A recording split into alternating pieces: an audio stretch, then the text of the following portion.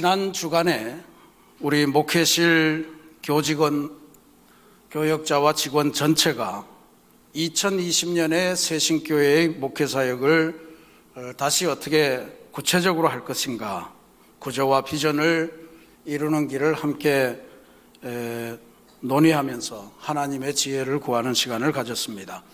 선교와 전도, 다음 세대 양육, 지역사회의 치유와 회복, 교구와 찬양, 또 미디어 사역, 장애인 사역 등등에 대해서 담당 사역자들이 안을 내고 함께 토론하면서 우리가 나아가야 될 방향을 잡았습니다. 하나님의 크신 도우심을 확인할 수 있었습니다. 아마 교회 생활을 하시면서 이런저런 변화들이 여러분에게 다가올 겁니다. 당장 3월 1일 주일부터 3부 예배가 시작되기 전 10시 40분부터는 이곳에서 찬양의 셈이라는 프로그램이 진행이 됩니다.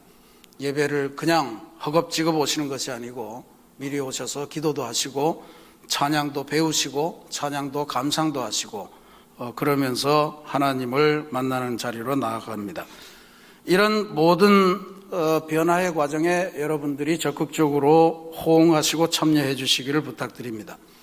신앙생활은 근원적으로 하나님과 나 개인의 관계인 것은 분명합니다. 그러나 우리 각자가 구원을 향해서 가는 여정에서 끝까지 승리하기 위해서는 혼자의 힘으로 최후지점까지 가는 것은 거의 불가능합니다. 그래서 예수님께서도 승천하시면서 성령이 오셔서 교회를 만들어 주실 것이라 하고 교회 공동체를 선물로 주셨던 이유입니다. 그런 의미에서 우리 사역자들이 지난 주간 동안 기도하면서 정리한 새신교회의 새롭게 나아갈 방향과 목회 사역은 우리 각자의 신앙생활의 부흥을 위해서 대단히 중요한 바탕이요 지침이 될 줄로 믿습니다. 우리는 할 수 있는 한 행복하고 또 할 수 있는 한 기쁨이 넘치는 그러한 교회로 변화해 가야 될 것이고 그렇게 될 줄로 믿습니다. 그러려면 우리 안에 흘러 넘치는 생명수의 은혜가 충만해야 됩니다. 그래서 우리 앞에 놓인 믿음의 여정을 활기차게 기쁨 넘치게 걸어가기 위해서 속회와 선교회 또 7개 교회 부서, 교회학교의 각 교회들 그리고 치유와 회복센터를 중심으로 전개되는 모든 사역에 성도 여러분들께서 함께 기도하시고 적극적으로 임하셔서 여러분의 인생과 신앙에 큰 부흥을 이루시는 2020년 새해가 되시기를 기도드리겠습니다. 이게 목요일 하루 종일, 금요일 하루 종일 진행이 됐습니다. 금요일 오후 늦게 끝나고 이제 다 마감하고 가슴 벅찬 마음으로 우리 교역자들과 이제 저녁 식사를 하러 나갔는데 그날 날씨가 얼마나 좋은지 정말로 봄바람이 막 따스하게 불고 이게 하나님께서 우리 새신교회에 어마어마한 복을 주시려나 보다 이런 아주 가슴 벅찬 마음을 갖고 식사를 하고 금방 주보 인사말을 썼습니다. 봄 기운이 완연해졌습니다. 그리고 썼는데 어제부터 벼랑간 눈이 오고 지금도 눈 오는 가운데 여러분들이 오셨습니다. 근데 이걸 보시면 알아요. 여기에 재단 장식하시는 분도 그 봄 기운이 너무 완연해져서 이걸 만드신 거 아니에요? 그래도 걱정하실 필요는 없습니다. 아무리 추워도 꽃샘 추위에 불과한 겁니다. 샘 내는 거에 불과하다 이런 이야기예요. 절망하지 마시고 샘에 불과한 거니까 지지 마시고 겨울은 결국은 물러가게 되어 있다는 것을 확신하시고 새봄의 꽃이 피어날 것을 기대하면서 봄꽃을 피우는 봄맞이를 열심히 해나가시기를 부탁드리겠습니다. 우리가 지금까지 주현절을 보내면서 예수님께서 공적인 선교 활동을 시작하신 사역의 내용들을 쭉 묵상해 오셨습니다. 이제 우리들은 확실하게 알게 되는 것은 있습니다. 예수님께서는 그저 아무렇지도 않게 계시다가 30세가 돼서 하나님의 부름을 받고 어느 날 짠 하고 대중들 앞에 나타나신 것이 아니라는 것입니다. 예수님께서는 하나님의 아들이셨지만 공적인 선교 활동을 감당하시기 위해서 굉장히 치밀하게 성실하게 준비를 하셨음을 기억하셔야 됩니다. 우리가 이미 유대인 성경학자들의 연구를 통해서 예수님께서는 아주 어린 시절부터 율법학자들로부터 성경을 열심히 공부하신 분이셨고, 그리고 자라서 랍비가 되셨다는 사실도 함께 본 적이 있습니다. 또 복음서가 우리들에게 알려주는 바를 따라도 예수님께서는 성령 충만하신 가운데 요단강에서 세례 요한에게 세례를 받으시는 장면도 보이셨고, 또 광야에서 40일 동안 금식을 하시면서 세상 사람들이 고대하고 기대하는 물질적이고 세속적인 가치와 영광, 그리고 권력을 추구하라고 하는 마귀의 유혹에 대해서 아주 처절하게 싸움을 하셨고 말씀으로 승리하시는 과정도 우리에게 보여주셨습니다. 또 이 세상에서 질병이나 귀신이 들려서 정상적이지 못하고 힘겨운 삶을 살아가는 사람들을 일일이 만나주시고 또 만져주시고 고쳐주시는 기적을 베푸시는 것을 통해서 예수님께서 공생애를 시작할 무렵에는 이미 갈릴리 일대에서는 예수님은 꽤나 유명한 능력 있는 존재로 소문이 나 있었다라고 하는 것을 성경을 통해서 확인할 수 있었습니다. 이제 우리는 주연절을 마감하는 시점에 서 있습니다. 그래서 오늘은 주님께서 공생애를 시작하시면서 왜 주님은 이 세상에 오셨을까? 왜 주님께서는 바로 십자가로 가지 않으시고 이 세상에서 이런저런 사역을 하시면서 3년의 세월을 보내셨는가? 그 목적을 주님께서 친히 천명하신 그 말씀을 한번 살펴보려고 합니다. 공생애를 처음 시작하는 무렵에 오늘 말씀을 보니 예수님께서 그가 자라나신 곳 나사렛으로 가셨다, 그렇게 되어 있습니다. 그리고 안식일에 늘 하시던 대로 회당에 들어가서 하나님의 말씀을 읽으셨다, 이렇게 되어 있습니다. 이 말씀은 중요한 말씀입니다. 늘 하시던 대로 회당에 들어가서 하나님의 말씀을 읽으셨다. 읽었다는 건 개인적으로 읽었다는 것이 아니고 회중들 앞에서 읽으셨다, 이런 말씀입니다. 이거는 아무나 할 수 있는 일이 아닙니다. 랍비들이 회당에서 하던 일입니다. 그러니까 유대인 성경학자들의 연구가 아주 맞다, 이렇게 볼 수 있죠. 그런데 그때 들어가셔서 구약 성경 이사야서에 나오는 말씀 61장의 말씀을 인용하면서 하나님의 말씀을 선포하셨는데 그 장면 또한 대단히 중요합니다. 17절 말씀에 보면 예수님께서 이렇게 행동하십니다. 책을 펴서 이렇게 기록된 데를 찾으시니, 이렇게 기록하고 있습니다. 책을 펴서 이렇게 기록된 데를 찾으셨다 하는 것입니다. 그냥 펼치신 것이 아니라, 그래서 펼쳐진 곳에 나오는 그 말씀을 읽으신 것이 아니라 지금 내가 대중 앞에 처음으로 나타나는 속에 하나님이 무슨 말씀을 들려주시는가, 그 말씀을 기억하고 계셨고 그 말씀을 찾아서, 그 구절을 찾아서 읽어주셨다는 것을 알게 해주는 말씀입니다. 그 말씀이 오늘 우리가 봉독한 누가복음 4장의 18절 말씀입니다.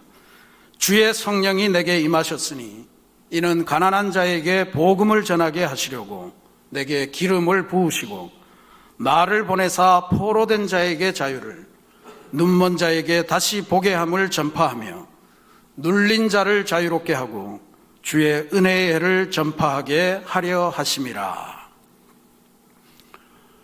가난한 자, 포로된 자, 눈먼 자, 눌린 자를 자유롭게 또 보게 하고 자유를 선포하고 복음을 주시는, 이것을 주님께서는 주의 은혜의 해를 선포하는 것이라, 이렇게 말씀하셨습니다.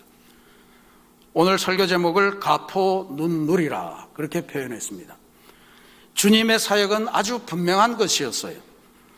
가, 포, 눈, 눌에 시달리는 모든 인생에게 하나님의 은혜가 충만하게 임하는 그 해를 전파하는 것, 그것이 주님의 사역의 핵심이었습니다. 이것은 주님의 사역의 핵심이기도 하면서도 예수를 믿는 오늘 우리 그리스도인들의 기독교 신앙, 이것이 어떤 내용으로 구성이 되어야 되는가 하는 것을 알려주기에 대단히 소중합니다. 우리들의 신앙은 무엇으로 구성이 되어야 되는가 하는 것을 알려준다는 이야기입니다. 제 고향 안동에 가면 안동포라고 하는 아주 유명한 천이 있습니다. 삼배라고 알려져 있는.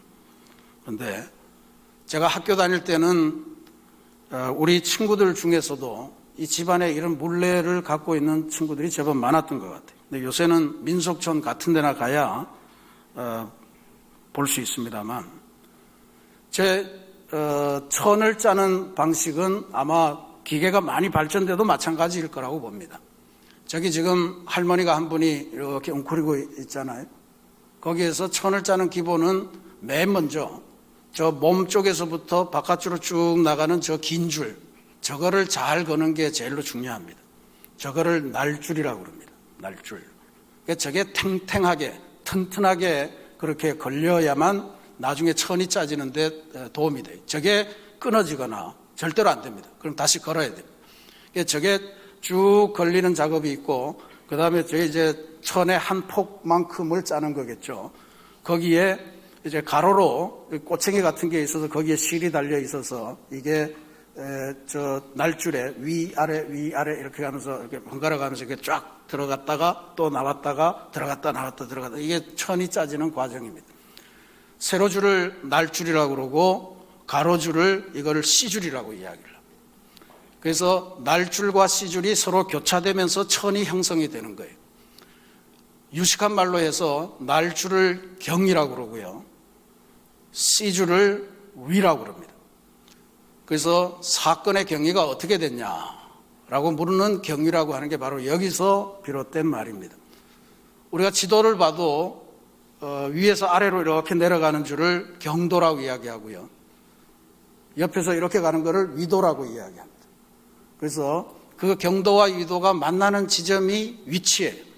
그 위치가 선명해야 되는데, 마찬가지로 하나님께서 주시는 위치가 있는데 이 경위가 분명한 것, 신앙의 경위가 분명한 것, 이게 대단히 소중하다는 것을 알려줍니다. 그런데 지금 지도에 저 사진에서 보셨다시피 제일로 중요한 것은 우리의 몸 앞에서 저쪽으로 가는 이 날줄입니다. 세로로 걸리는 긴 줄, 저것은 절대로 끊어지거나 허술하거나 그러면 안 돼요. 이 가로로 들어가는 것은 때로 끊어져도 그건 큰 문제가 안 됩니다. 끊어지면 거기서 막 실로 읽기도 하고 풀로 붙이기도 하고 뭐 이러더라고요. 근데 그 가로줄은 크게 영향을 미치지 않는데 이 세로줄은 든든하게 엮여 있습니다. 이게 경이 중요하다는 거예요. 그래서 우리 동양 사회에서는 경이 중요합니다. 최고로 중요한 책을 경이라고 불렀어요. 사서 삼경 이렇게 불러요. 불교에 가면 불경 그러잖아요. 우리가 보는 하나님의 말씀은 성경이라고 그러죠. 그러니까 이 경은 세월이 지나가도 변하지 않고 진리를 담고 있고, 이게 분명하게 서야만 인생이 제대로 선다, 이렇게 믿는 거예요. 그러니까 오늘 이 말씀, 우리의 신앙의 경위, 주님이 왜 이 땅에 오셨는가 하는 것을 밝히는 경위가 이 말씀인데, 오늘 누가복음에 나타난 4장 18절에 나타난 이 말씀에서 경에 해당되는 말씀이 뭔가, 이걸 찾아보면 첫머리입니다. 주님의 성령이 내게 임하셨으니, 이 제일 중요한 구절이에요. 주님의 성령이 임하셨기 때문에 그 다음 일이 가능해진다, 이런 이야기. 주님의 성령이 내게 임하는 것부터 역사가 시작되는 거예요. 주님의 성령이 임하는 것부터 시작해서 세상의 모든 것이 이루어졌다고 성경은 이야기합니다. 창세기 1장에 보면 하나님의 영이 수면 위에 운행하심에 그때부터 천지의 창조가 이루어져요. 주님의 성령이 임하시니까 예수님께서 세례 받으실 때 하늘 문이 열리면서 하늘에서 음성이 들려와서 이는 내 사랑하는 아들이요 내가 이를 기뻐하노라 하는 음성이 들려지면서 온 세상에 예수님이 누군가 하는 것을 알게 해줬다. 주님의 성령이 임하시면서 하나님의 교회가 이 땅에 생겨난 것을 사도행전이 증언합니다. 주님의 성령이 세례받을 때뿐만 아니고 주님의 성령이 함께했기 때문에 광야에서 마귀와의 싸움에서도 이길 수가 있었던 것이고요.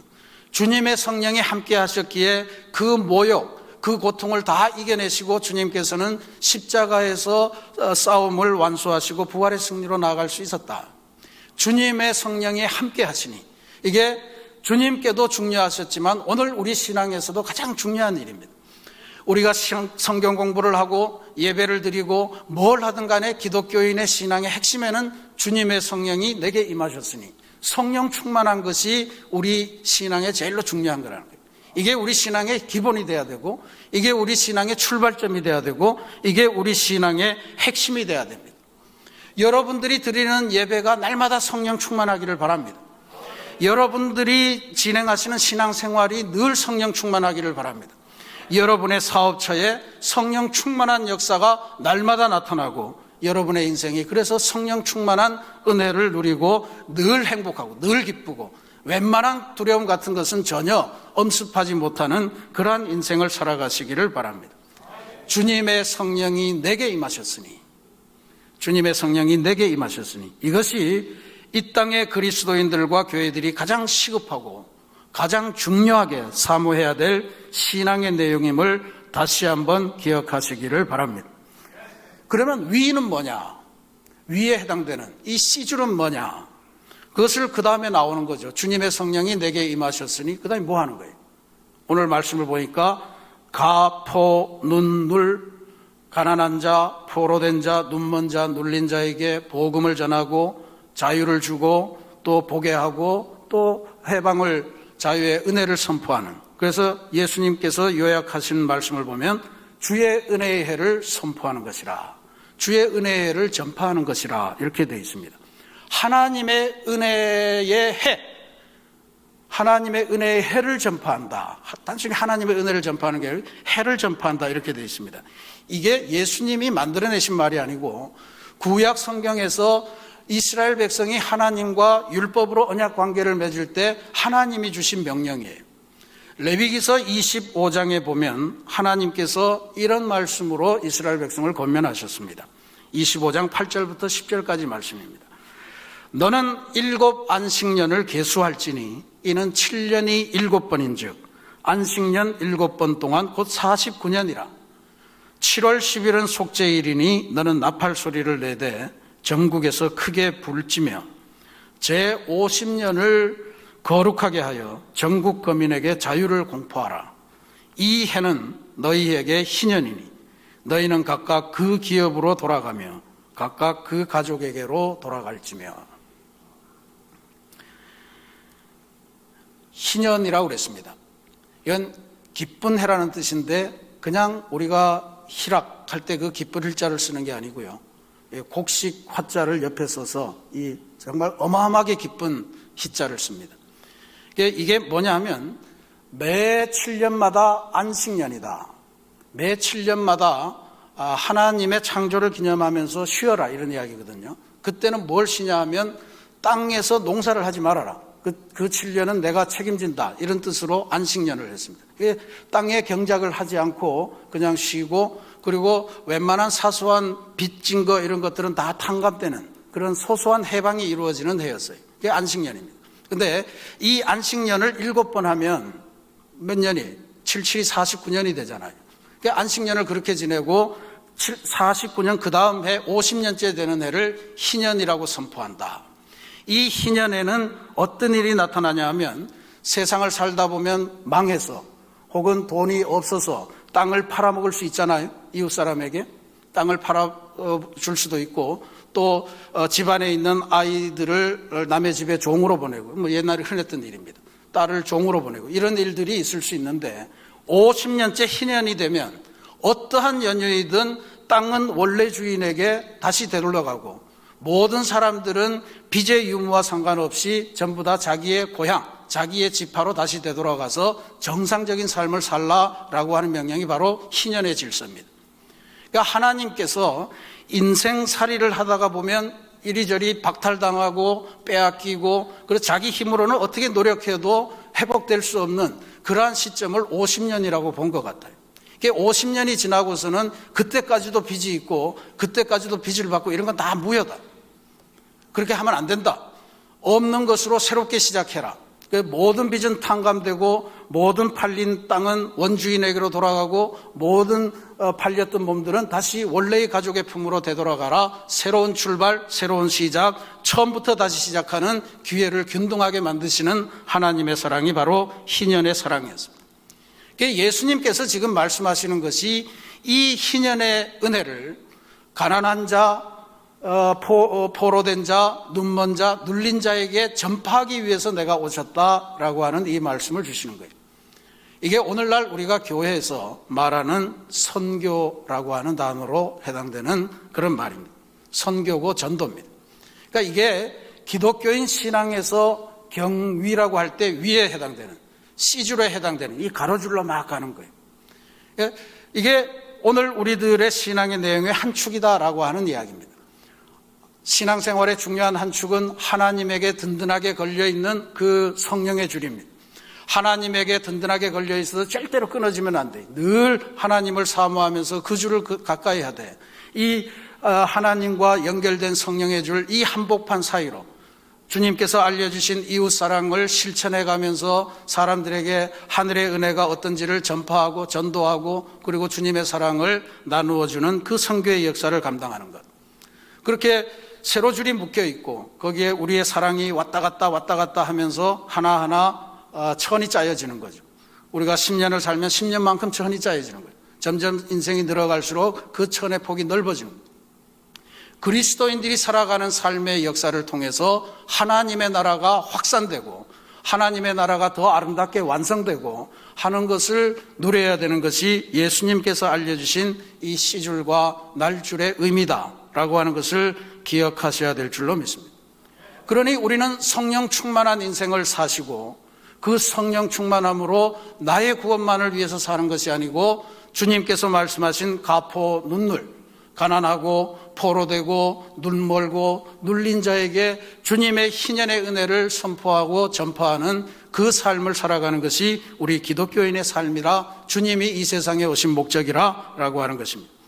사랑하는 우리 새신교회 성도 여러분, 오늘 성경 말씀을 통해서 주신 예수님의 이 선교적인 선언, 예수님이 이 땅에 오신 사역의 목적을 주시는 이 말씀을 꼭 기억하시기를 바랍니다. 그것이 우리 신앙인의 신앙의 핵심적인 내용이기 때문에 그렇습니다.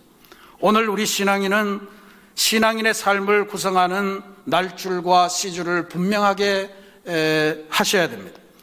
주님의 성령을 받고 주님과 동행하는 삶, 이것을 든든한 날줄로 만드셔야 돼요. 절대로 끊어지지 않도록 이걸 하시고, 이 사이로 이웃을 향해서 끊임없이 사랑의 역사를 펼치고 하나님의 말씀을 전파하는 선교와 전도의 C줄을 만들어가면서 하나님의 나라를 만들어가는 그러한 역사가 있어야 될 줄로 믿습니다.